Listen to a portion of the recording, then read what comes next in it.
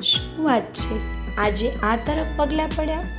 હું રસ્તામાં મળ્યો કે પછી તમે રસ્તો ભૂલા પડ્યા? ઈચ્છા તો ઘણી છે તને પ્રપોઝ કરવાની, પણ ડર છે કે તું ના પાડીશ તો? પ્રેમ એટલે તારા વિશે લગતા મારું ક્યાંક ખોવાઈ જવું. વર્ષોથી તરસ્યા હોય અને પીવા તળાવ મળી જાય, બસ એવી ફિલિંગ આવે જ્યારે તને મળવાનું થઈ જાય હો.